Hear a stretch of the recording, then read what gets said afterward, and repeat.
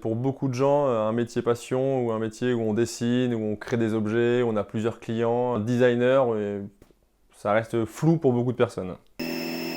Chaque journée est totalement différente. Il y a des journées où je vais vraiment être dans le consulting autour de l'impression 3D. Il y a des journées où je vais vraiment être pur designer, où là je vais travailler avec une société qui veut imprimer en 3D, où là ça va vraiment être un travail créatif. Et après il y a d'autres moments où c'est plus de l'événementiel. On met beaucoup l'impression 3D en avant, comme ça attire l'œil. Dans mes souvenirs, je pense que j'ai toujours voulu être designer depuis tout petit.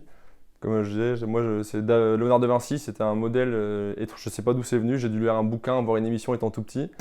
Régulièrement, je vais sur internet et je regarde ce qui se fait, parce qu'il faut que je me tienne au courant des avancées. Surtout en impression 3D, ça évolue tout le temps, quasiment toutes les semaines ou même quasiment tous les jours, il y a des nouvelles technologies, des nouvelles imprimantes.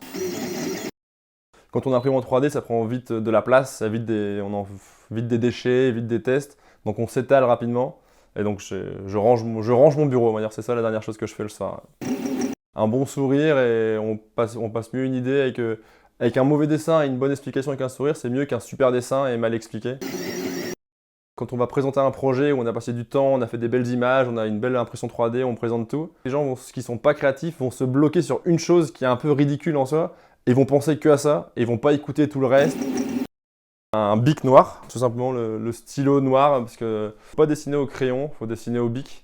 Parce qu'on peut pas gommer et on a un trait, on est obligé d'être sûr de son trait. Et c'est ça qui change tout en fait. J'avais fait une paire de chaussures pour des copains en école de commerce. Et le jour de mon diplôme, les chaussures, j'avais déjà reçu le prototype, donc déjà j'ai pu présenter un produit fini à mon diplôme. Ça c'était déjà incroyable, j'y pensais pas du tout.